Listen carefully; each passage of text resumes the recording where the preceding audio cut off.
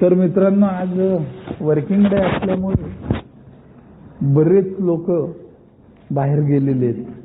संध्याकाळच्या एच्या मीटिंगला जसे असतात तेवढे लोक आज इथं नाही आहेत.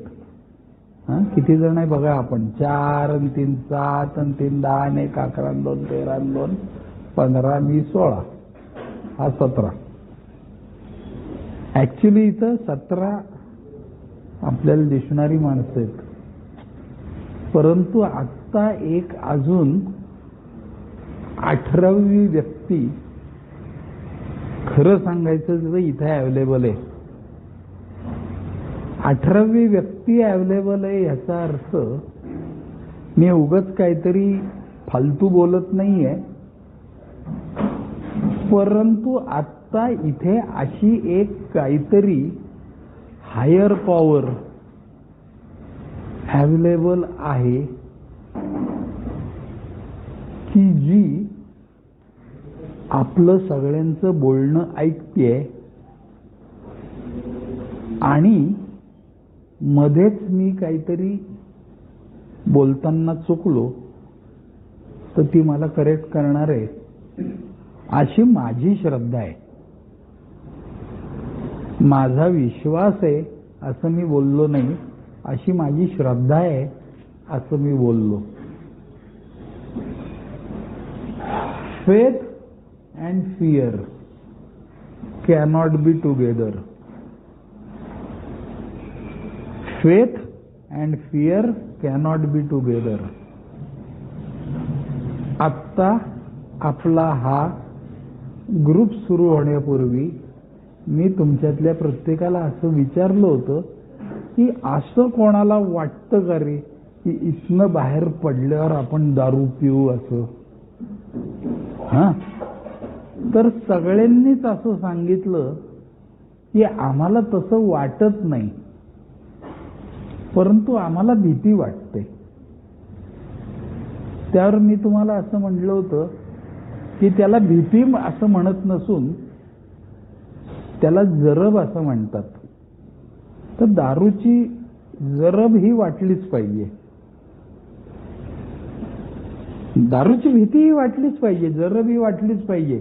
आपल्याला चायला आता परत लावली मी तर काय होईल हा विचार मनात आपल्या येतोय म्हणजेच आपण पिणार नाहीये. खरं सांगायचं तर मी लॉजिकल बोलायचा प्रयत्न करत असतो कायम. मध्येच कोणालाही काहीही त्याच्याबद्दल बोलायचं असेल तर हात वर करून मला थांबवा आणि काहीही प्रश्न विचारा किंवा काही आडवं तिडवं बोला विषयाला धरून. आता मी असं बोलतोय की ज्या उच्च शक्तीने, हायर पॉवर, मग तो शंकर आहे का, तो दत्त आहे का, त्याच्याबद्दल नाही बोलत आहे आपण. कुठंतरी काहीतरी एक हायर पॉवर कार्यान्वित असते हे खरं आहे. आणि त्या हायर पॉवरनी आपल्याला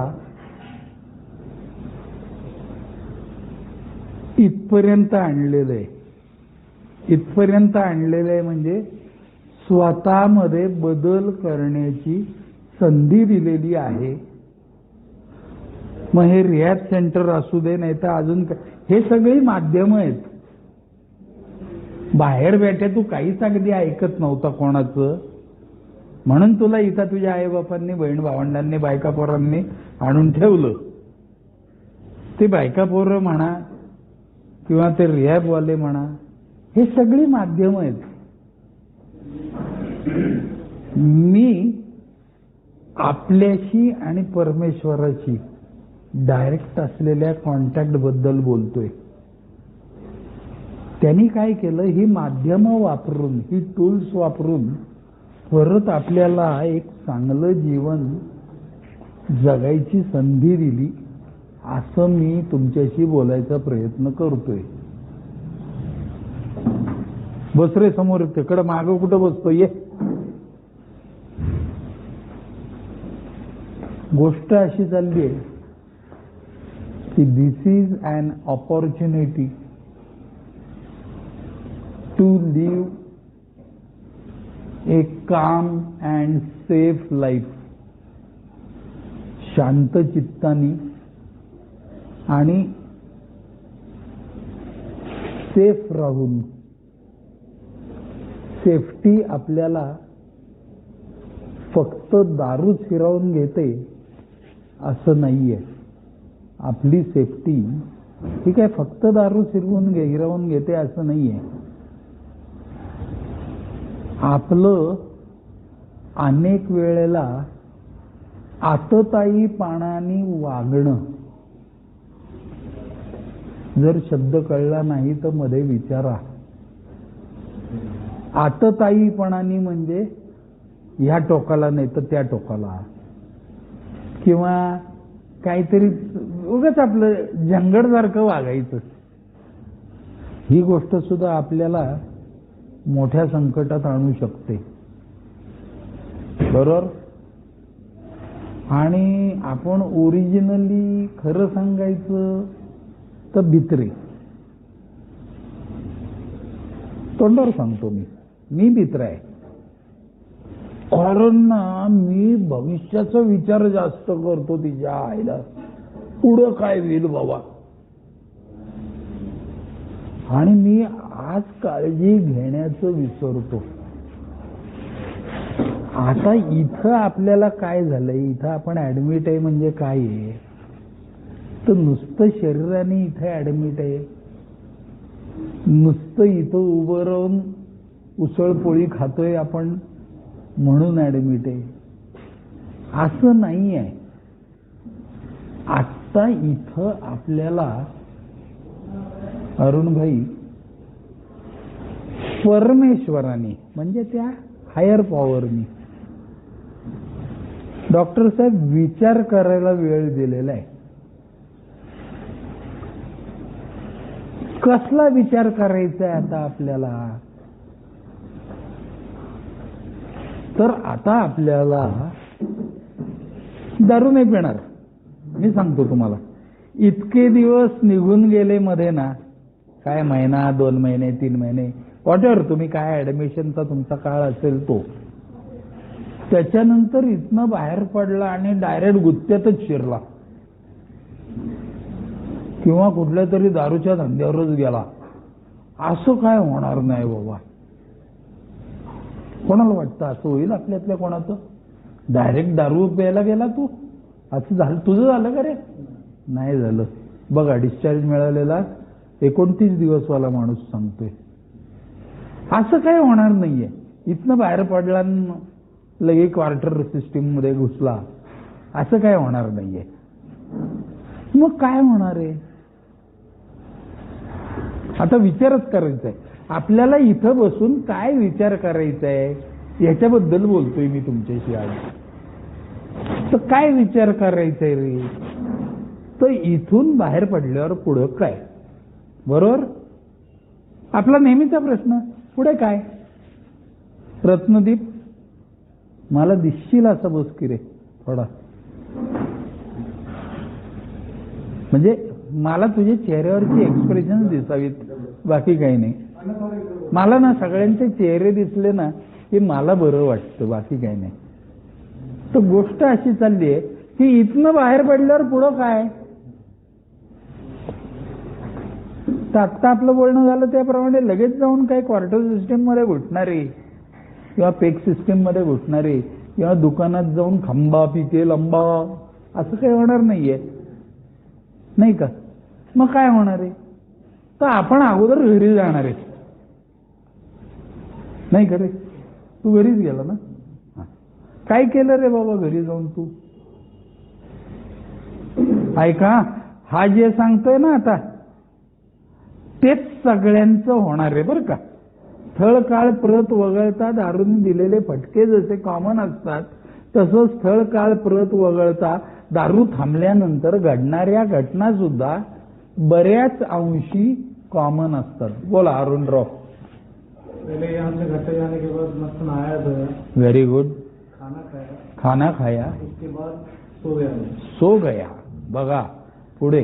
और उठने के बाद फिर वाइफ के साथ प्लान किया कि इससे आगे जो है हाँ जब मैं नीचे वॉकिंग के लिए जाऊंगा तो मैं अकेला नहीं जाने वाला, तू मेरे साथ आएगी। हाँ और बाकी ऑफिस के टाइम में कोई दिक्कत नहीं है, बट हाँ। मैं जहाँ से भी जाऊंगा, मार्केटिंग के लिए जाऊँ या कुछ भी जाऊँ, एक तो तू नहीं तो बच्चे, दोनों में से कोई तो साथ होना चाहिए। ऐकलं का तो काय बोलला? त्यांनी असं सांगितलं की इथनं गेल्यावर मी सगळ्यात अगोदर काय केलं असेल ना, तर सचाईला स्नान केलं, म्हणजे मनसोक्त आंघोळ केली. याचा अर्थ इथं आंघोळ करत नव्हता का माणूस? करत होता. इथे सगळेच जण आंघोळ करतात, पण आपल्या घरामध्ये जाऊन शॉवर घेण्यासारखा आनंद नाही. तिथनं गेल्यावर काय केलं? म्हणला खाना खाया. व्हायला मग इथं काय उपास होता का? नाही, तसं नाही. पण घरामध्ये बसून डायनिंग टेबलवर बसून आरामात शांत चित्ताने पोटभर जेवणे. मग ते पोहे खाल्ले असतील, खिचडी खाल्ली असेल, नाही तर पुरणपोळी खाल्ली असेल, तो विषय नाही चाललेला. We are talking about the atmosphere. मग जेवल्यावर त्यांनी काय केलं तर तो झोपलो म्हणला मी, रिलॅक्स. मग इथं काय झोप मिळत नव्हती का? मिळत होती ना रे. पण घरामध्ये स्वतःच्या बेडवर झोपणं हे काय बोलतोय तो माहितीये का? हे तिथं गेल्यानंतर सेफ झोनचा अनुभव बोलतोय तो. Now I am talking about the safe zone. कळतंय का? आपल्याला आता काय करायचंय? तर आपल्याला आता सेफ झोन मध्ये राहायचंय. त्याच्यानंतर त्यांनी काय सांगितलं?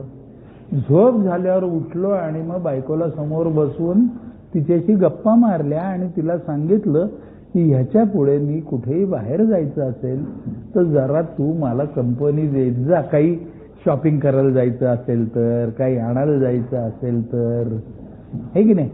आणि ऑफिसमध्ये जायचं असेल तर काही इश्यू नाही, माझं मीच जाणार आहे आणि येणार आहे. असं इथपर्यंतच तू सांगितलंस. मी फक्त ते मराठीत सांगितलं यांना, कारण तुझा आवाज सगळ्यांना ऐकू गेला असेलच असं नाही, म्हणून मी हे रिपीट केलं. आता ह्याचा अर्थ मी काय घेतला माहितीये का या अरुणच्या वळण्यातनं? याचा अर्थ मी असा घेतला की त्याला कुटुंबाची जरूर आहे. त्याला कौटुंबिक वातावरणामध्ये सेफपणे राहावंसं वाटतं, म्हणून त्यांनी चक्क नमत घेतलं. नमत घेतलं याचा अर्थ जाऊन नमन केलं, बायकोचे पाय धरले, असं नाही झालं. आता अगोदर मला असं माझ्या वागण्या बोलण्यातनं दाखवून द्यायचंय की मला तुमची जरूर आहे. मग ती बायको असू देत, आई वडील असू देत, बहीण भाऊ असू देत, मुलगा मुलगी असू देत, सून असू देत, कोणी असू देत. आज मित्रांनो आपण ह्याच विषयावरती बोलणार आहोत आणि ऐकणार आहोत. त्या विषयाचं नाव नातेसंबंध जोपासताना. विषयाचं नाव नातेसंबंध जोपासताना. जोपासताना याचा अर्थ मेंटेन करत असताना. आणि नातेसंबंध याचा अर्थ सख्खीच नाती, चुलत नाती, आत्तेभावाशी असलेलं नातं, मित्रत्वाचं नातं असं मी बोलत नाहीये. ओव्हरऑल माझे जे नातेसंबंध आहेत, माझे जे लोकांशी इंटरॅक्ट होण्याची पद्धत आहे, ती मेंटेन करताना येणाऱ्या अडचणी, घ्यायच्या काळज्या व त्यातून मिळणारे आनंद, ह्या विषयावर मी पुढची 40 मिनिटं बोलणारी, 40 नाही 30-35 मिनिटं, बरोबर. तर सगळ्यात अगोदर विषयाला सुरुवात करण्यापूर्वी आपण असं आत्ता बोललो किंवा ऐकलं की आपल्याला ह्या सगळ्यांची जरूर आहे. आत्तापर्यंत आपण जो माज केला, त्याला मराठीत माजच म्हणतात ना. कोणी कोणी नाही केला रे माज, त्यांनी हात वर करा. कोणाकोणाला असं वाटतं नाही नाही मी काय माज वगैरे नाही हा केलेला, असं वाटतं का कोणाला? हे अरे एकाचाही हात नाही वर आला याचा अर्थ सगळे माझ्यासारखेच आहेत, माजुरडे. म्हणजे काय आहे? माजुरडे म्हणजे लगेच काय थुंकलंच पाहिजे दुसऱ्याच्या तोंडावर असं नाहीये. दुसऱ्यांच्या भावनांची पर्वा न करणारा, दुसऱ्यांना कमी लेखणारा, आपल्याला शाणा समजणारा, त्याला माजुरडा म्हणतात. दुसरं काय? आता इथनं आपल्याला जर का इकडं बघ रे, गप्पा नको मारू तिकडं, आपला विषय चाललाय तो आता आपल्याला सेफ झोन मध्ये कसं राहायला मिळेल त्याच्याबद्दल चाललाय. आणि सेफ झोन मध्ये राहायचं असेल तर सगळ्यात पहिलं काय केलं पाहिजे तर आपल्याला माज करून चालणार नाही. मंदार बरोबर आहे का रे? म्हणजेच आता आपल्याला म्याव म्हटलं पाहिजे, म्यावच म्हटलं पाहिजे. आता गुरगुरणं बंद. मी तरी केलं बाबा, मी गेली 25 वर्ष गुरगुरणं बंद केलेलं आहे. हा, मग याचा अर्थ काय? त्याच्या आईला माझं काय कोणी ऐकणारच नाही का? अरे आपल्याला गुरगुरल्याशिवाय कोणी ऐकत नाही असा जो आपला समज असतो ना, तोच मुळी चुकीचा असतो.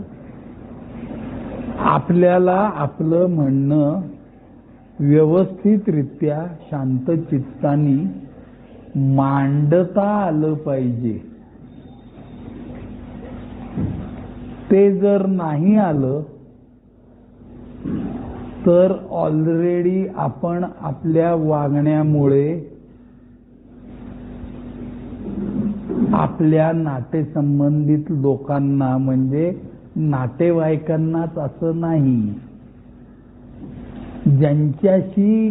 ज्यांच्या बरोबर आपले काही चांगले संबंध आहेत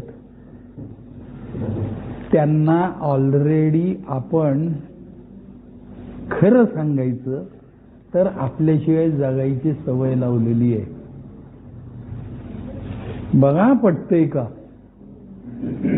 so don't be under impression Rishi Kapoor की तू इथनं गेल्यावर तुझ्या वाचून त्यांचं अडणार आहे. काही अजिबात अडणार नाही. तुमच्यातल्या कोणाही वाचून तुमच्या घरच्यांचं, तुमच्या दारच्यांचं, तुमच्या सगळ्यांचं, तुमच्या सोयऱ्यांचं काहीही अडणार नाही. The very first thing we must keep it in our mind. मग अडणार कोणाचं आहे? तर अडणार आपलंय. कारण इथले पैसे भरण्यापासून सगळं त्यांनी केलंय लेका. इतकी वर्ष पिण्याच्या काळात त्यांनी तुम्हाला पोसलंय. पोसलंय म्हणजे फक्त पैशानीच पोसतात असं नाही, कष्टाने सुद्धा पोसतात. अमोलराव, आपल्याला लई कडेवर घेतलेले आतापर्यंत त्यांनी. आता ते आपल्याला कडेवर घेणार नाहीत. का घेणार नाहीत कडेवर? आपल्याला कडेवर घेतलं की आपण पोटात लाथा मारतो, असा त्यांचा अनुभव आहे. बरोबर आहे का? आणि परत त्यांना पोटात लाथा खायच्या नसतील तर ते कडेवर घेणार नाहीत. आणि आपल्यालाही बसायचं नाहीये. आता आपल्याला त्यांच्या सोबतीने चालायचंय. याच्यात कोणाला काही ऍड करायचंय, मॉडिफाय करायचंय का काही? 3 वाक्य बोलतो परत. 1, आपल्याला त्यांची जरूर आहे. 2, आपल्याला त्यांच्या सोबतीने जगायचंय. 3, आता त्यांना आपल्याशिवाय जगायची सवय लागलेली आहे, त्यामुळे आपण आपली किंमत त्यांच्या दृष्टीने घालवून बसलेलो आहे. याच्यात कोणाला काही मॉडिफाय करायचंय का? नाही. Is it clear to everybody? आता नातेसंबंध जपताना, जोपासताना आधी मेंटेन केले तर मग पुढे जपता येतील. सगळ्यात महत्वाची गोष्ट नातेसंबंध मेंटेन करतानाची आहे ते म्हणजे आता त्यांची बोलायची वेळ आहे. इतकी वर्ष आपण लय वाचा वाचा वाचा वाचा बोललो, त्यांना बोलू दिलं नाही. त्यांच्या भावनांचा आदर फिदर शब्द मी नाही वापरणार, परंतु विचारच केला नाही. बरोबर बोलतोय का रे मी? एक प्रकारे अजाणतेपणाने करा म्हणा, खरं सांगायचं तर अजाणतेपणानेच. कारण आपण इतके काही वाईट नाहीये बरं का. अत्याचार केले असं म्हणणे एवढे, पण आपण काय झालो, आपण व्यसनात अडकलो होतो, त्यामुळे आपण बेसावध झालो. बरोबर आहे को? आणि त्या बेसावध असताना आपल्याकडनं आपल्या कुटुंबियांवरती, मित्रांवरती, नातेवाईकांवरती, परत मी तेच बोलतोय, अत्याचार हा जरा जास्त शब्द होईल, परंतु काय म्हणायचं रे त्याला दुसरा शब्द? अन्याय झाला म्हणू आपण. तुला काय वाटतं रे रत्नदीप? अन्याय झाला का आपल्या हातनं त्यांच्यावर? डॉक्टर साहेब तुम्हाला काय वाटतं? काय झाला? हो, काय काय अन्याय काय झाला?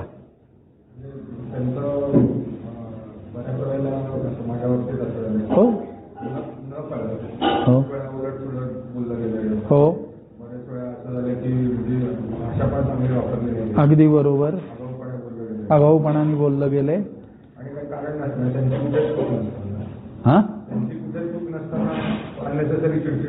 बरोबर.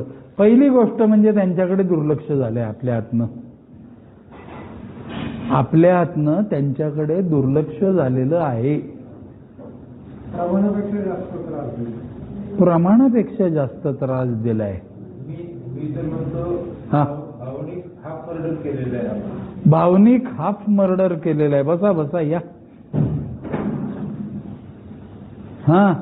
कोणाला अजून ऍड करायचंय? आपण आपल्या कुटुंबियांवरती किंवा नातेसंबंधांवरती दुर्लक्ष केलंय, त्यांची मनं दुखावली आहेत, हार्श शब्द वापरलेले आहेत. अजून काय केलंय? वेळच दिला नाही रे. करेक्ट बोलतोय बघा रत्नदीप. तो सारखं मी माझ्यातच मशगूल. त्यांना समजून घेतलं नाही, त्यांच्या भावनांची कदर नाही केली. ऍक्च्युअली खरं सांगायचं ना तर हे सगळेजण आपल्यावरती फार प्रेम करणारी माणसं आहेत, आजही आहेत बरं का. आणि म्हणजे जर कोणाच्या डोक्यामध्ये असं जर असेल की इथनं गेल्यानंतर दाखवतोच तुला, तर 500 वर्ष इथं राहिला ना तू, तरी तुझ्यात बदल होणार नाही. दाखवतो काय भेटे तुला? त्यांना काय दाखवतो घंटा? तुझं तुला दिसना काय? कोण होतास तू, काय झालास तू? नाही का? फार भिकारी झाला तू. घरादारापासून लांब लोटत आणली दारूनी तुला, आणि दाखवतोस तुला काय? बस खाली. असं डायरेक्ट शब्दात नाही सांगितलं मला, पण असं इतरांच्या बोलण्यातनं मला जाणवत होतं. कारण मी तिथं हजर होतो ऐकायला. तुम्ही जसे आत्ता इथं हजर आहात ऐकायला तसं. त्यामुळे आता ते दाखवतो तुला वगैरे, माझ या शब्दातला मा पण नको बरं का. आता सरळ साधं लॉजिक असे की मला जरूर आहे, मला नमतं घेतलं पाहिजे, मी म्याव म्हटलं पाहिजे, म्हणजे काय केलं पाहिजे? तर सगळ्यात पहिली गोष्ट म्हणजे आता त्यांना बोलू दे. ते काहीही बोलतील, तुझ्या आता आईला तुझ्या म्हणतील, ऐकायचं.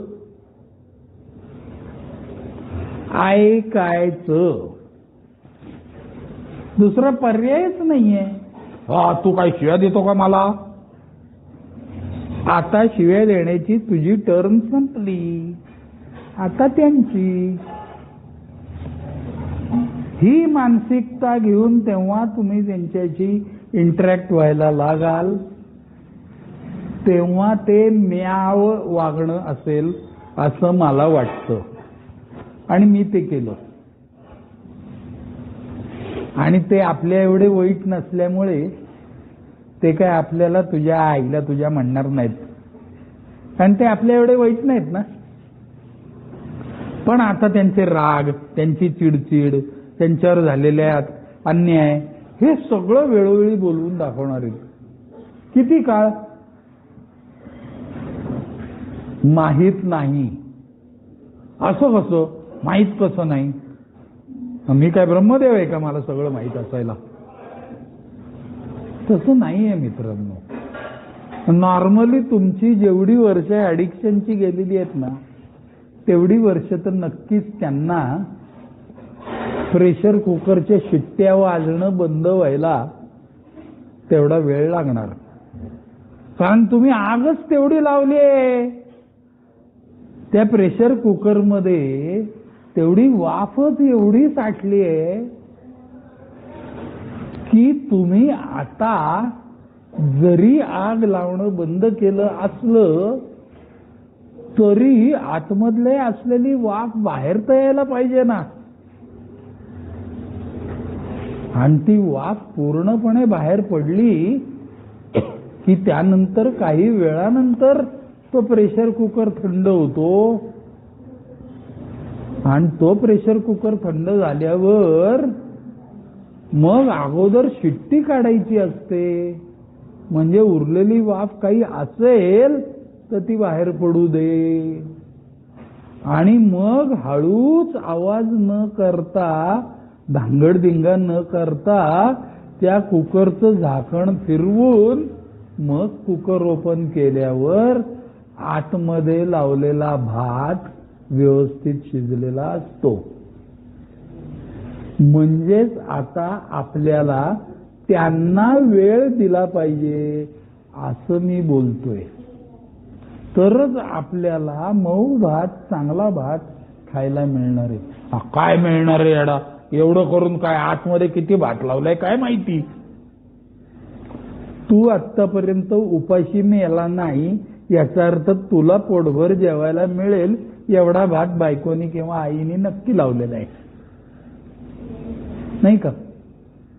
आणि आत्तापर्यंत तुम्ही एका घरात असता, त्यामुळे तुला न जेवता ते लोक काही जेवायला बसतात असं नाहीये. उलट ते वाट बघून बघून बारीक झालेले का तुझी, आता येईल मग येईल जेवायला. आणि मी नुसतं आलोच म्हणायचो. काय झोप आली का? नाही ना? झोपू नका बरं का, जागर राहण्याची वेळ ही. विषय असा चाललाय, नातेसंबंध सुधारताना मला आता काळजी करायची जरूर नाही, काळजी घ्यायची जरूर आहे. कशी घ्यायची रे काळजी? नंबर 1 म्हणजे त्यांना वेळ द्यायचा. त्यांना वेळ द्यायचा याचा अर्थ दिवसभर घरात बसून राहायचं असं नाही. दिवसातला ठराविक वेळ त्यांना बोलायला द्यायचं, आपण ऐकत राहायचं, त्याच्यावरती फारसं एक्सप्रेस व्हायचं नाही. हे ते तुझं तू बघा, मला नको हा विचारू, असलं बोलायचं नाही. म्हणजे आपलं काय होतं, आपण त्यांना स्वातंत्र्य द्यायला जातो. आपण काय करतो, बरं बघ तुला काय योग्य वाटेल ते बघ, कर, मला विचारू नको, तू मला विचारू नको हे बोलायचंच नाही. तुला काय योग्य वाटेल ते कर असं म्हणायचं. म्हणजे मग काय होतं, त्यांना जरा रिस्पेक्ट दिल्यासारखं पण होतं. आणि नवरा आता हल्ली ऐकून घेतोय, मुलगा माझं ऐकून घेतोय, ह्याच्यात ते सुरुवातीला समाधानी होतात. त्यांना काय लगेच आपण त्यांच्या ताटाखालचं मांजर व्हायला पाहिजे असं नसतं बरं का. हे आपले विचार असतात उगाचच. मग काय आता आम्ही काय त्यांच्या ताटाखालचं मांजरच म्हणून राहायचं का आयुष्यभर? उगाचच. अरे कसलं ताटाखालचं मांजरन काय बोलतोय तू? त्यांच्याबरोबर जेवायला मिळतंय तुला, ह्याच्यात नशीब समज तू. बरोबर बोलतोय ना मी? आपण नाही जेवलो. अरे आठवून बघा तुम्ही, व्यसनाच्या काळात किती वेळा आपण आपल्या आईबापांबरोबर आणि बायका पोरांबरोबर जेवायला बसलोय? नाही बसलेलो. त्यांना थोडा वेळ द्यायचा. मग परवा नाही का मी बच्चनचा सिनेमा बघितला, त्यांच्याबरोबर टीव्हीवर लागला होता तो, तिथे शेजारीच बसली होती की माझी बायको.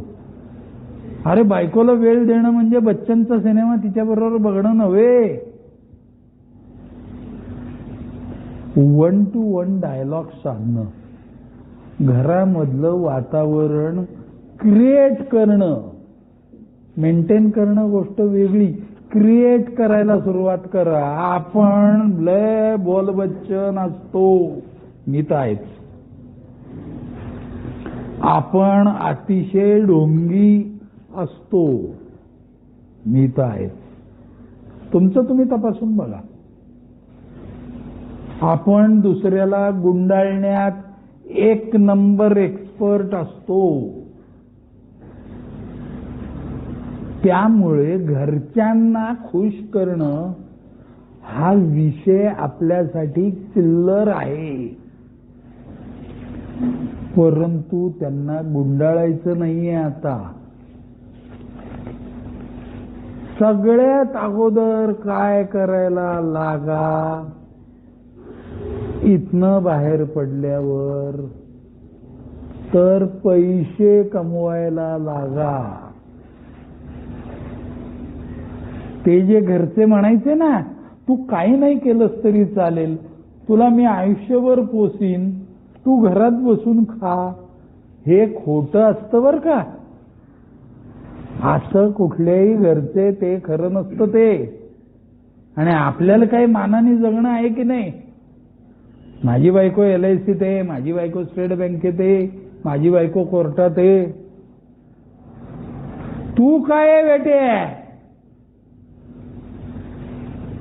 पुरुषत्व आहे की नाही तुझ्यात? काही कर्तव्य करतो की नाही? काही तू नोट कमवतो की नाही? म्हणून सगळ्यात अगोदर काय करा, तर पैसे कमवायला लागा.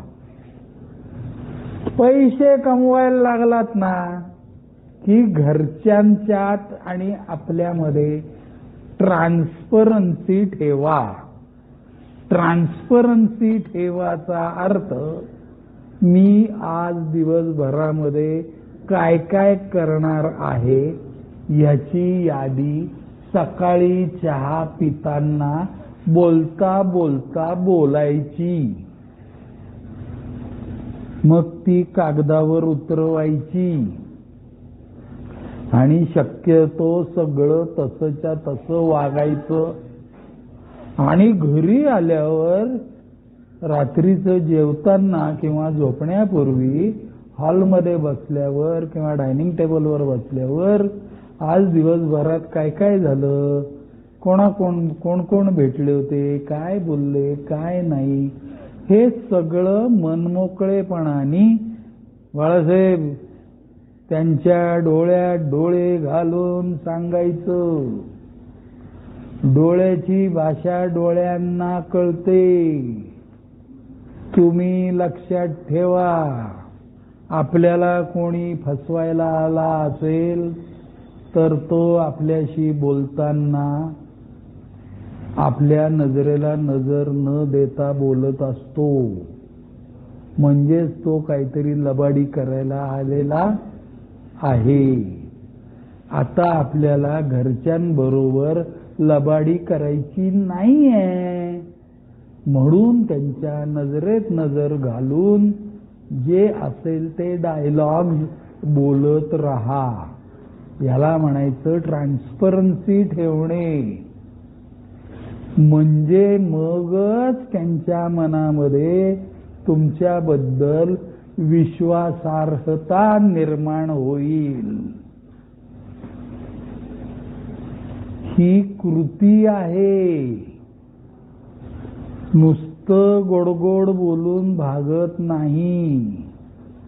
आपल्यातला प्रत्येक जण इथं घरच्यांचे किंवा समाजातील नातेवाईकांचे काय असेल नातेसंबंधात असलेल्या लोकांचे विश्वासघात करून इथं आलेलो आहोत. म्हणजे काय, मी काय त्याच्याकडनं पैसे घेतले का? अरे पैसे घेणं म्हणजेच फक्त विश्वासघात करणं आहे का? किती बालायत्या मारल्या होत्या, किती खोटी स्वप्न दाखवली होती रे. 500 वेळा तरी म्हणला असशील तू आता याच्या पुढे चांगलं वागेन मी. वागला का कधी? नाही वागला. मग आता वागायची वेळ आली आहे. आता कोणतीही वचनं देऊ नका.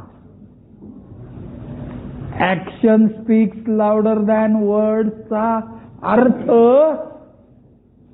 मोहन तू बोलतो कसा यापेक्षा मोहन तू वागतो कसा हे महत्वाचं आहे. म्हणजे आता मी ट्रान्सपरन्सी एकदा मेंटेन करायला सुरुवात केली की त्यांना त्याची सवय लागते. मग ते आपल्यावर हळूहळू विश्वास ठेवतात. तरी सुद्धा ती बायको गोदरेजच्या कपाटाची किल्ली आंघोळीला जाताना कमरेला लावूनच जाणार.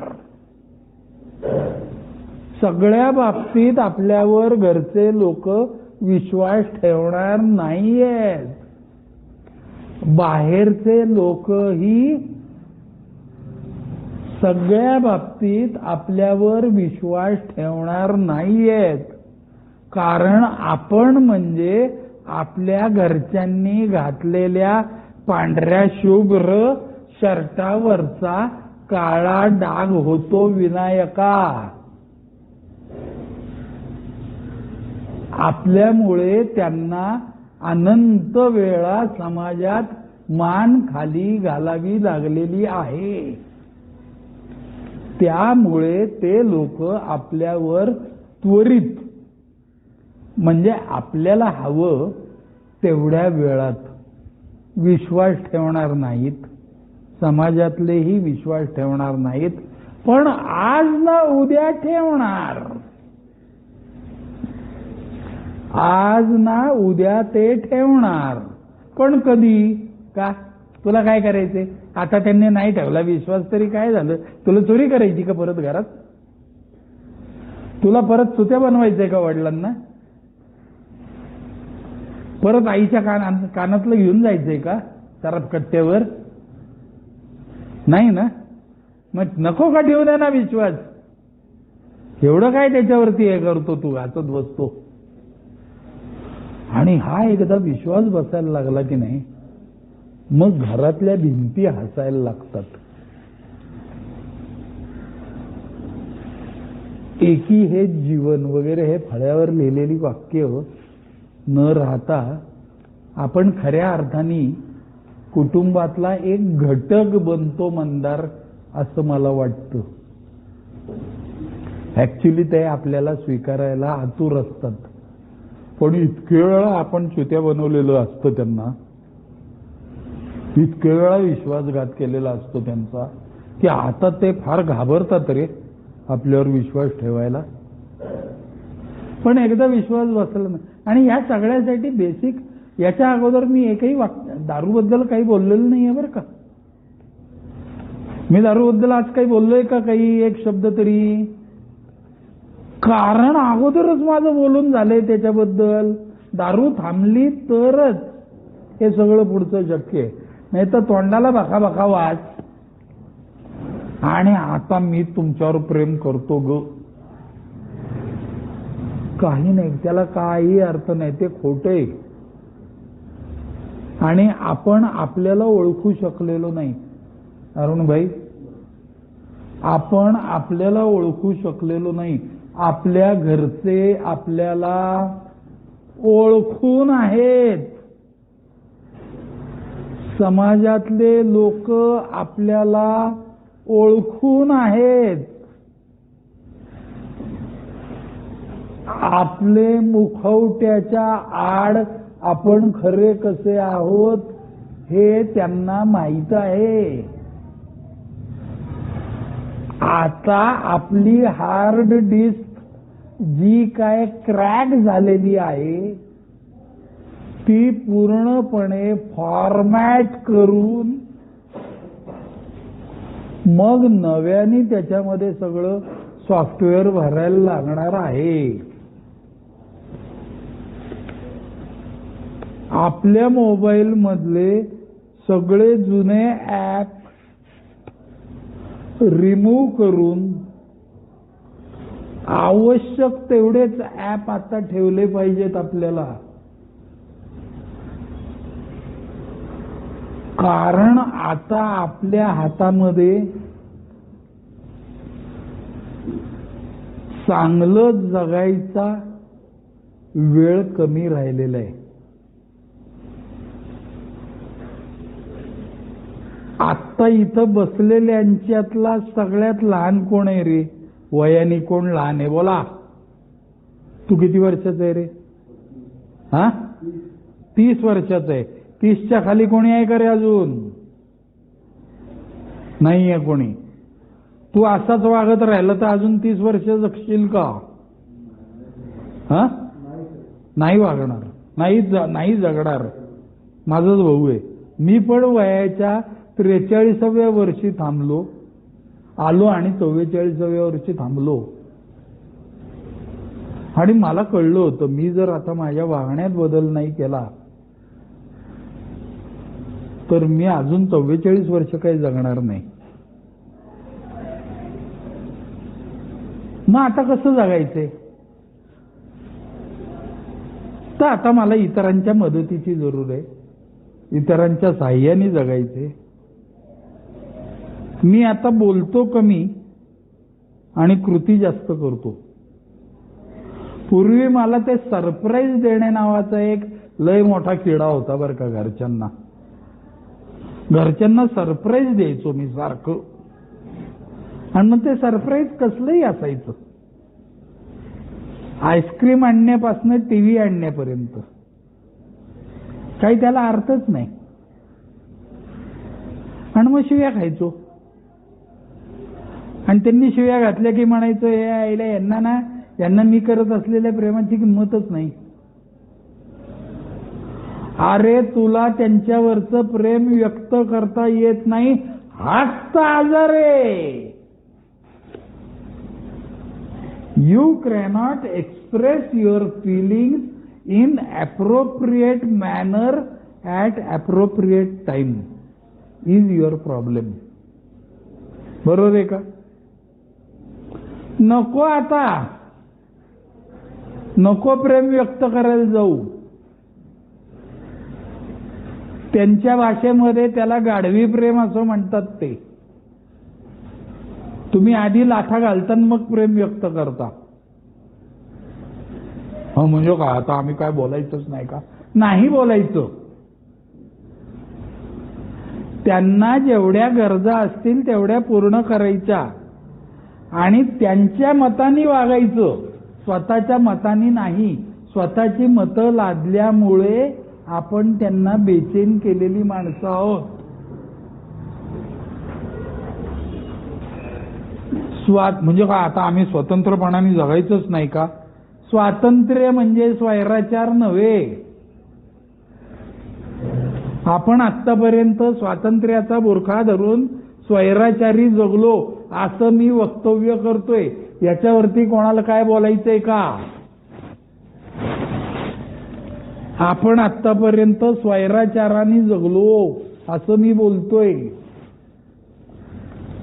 आपण आपल्या घरच्यांची अवस्था धरलं तर चावते सोडलं तर पळते अशी करून टाकली होती.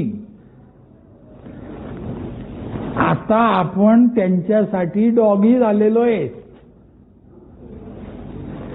त्यांनी हात पुढे केला की गपचूप पुढचा पंजा उचलायचा आणि टाळी मारायची त्यांच्या हातावर. इथपर्यंत जर करायची तयारी असेल तर आणि तरच नातेसंबंध सुधारले जातील.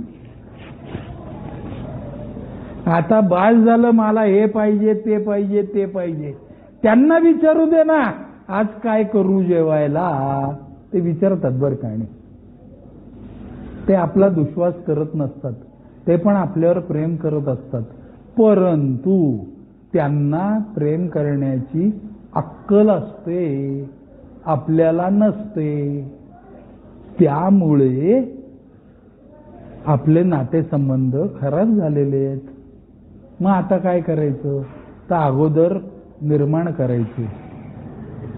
मग त्या ए मध्ये सांगितले त्याप्रमाणे 8वी पायरी, मग माफी मागणे. मग त्या दिवशी नाही का तिला म्हणलं होतं की माफ कर म्हणून? याडा एका तू माफ कर म्हणजे तू काय ऑर्डर सोडतो का तिला? चल माफ कर, अशी नसते माफी मागायची.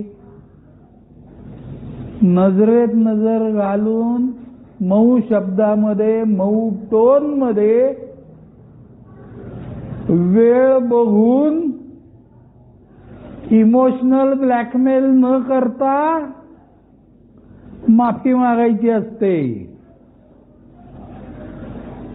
आणि मग अरे माफी मागणं ही सुरुवात आहे, माफी करणे हा शेवट आहे.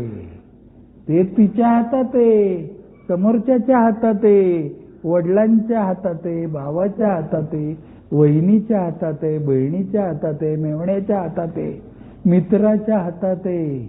आजही कित्येक माझे अत्यंत जवळचे आणि प्रेमाचे मित्र आजही 25 वर्ष झाली होतील माझी दारू थांबवून आता अजूनही माझ्याकडे येत नाहीत.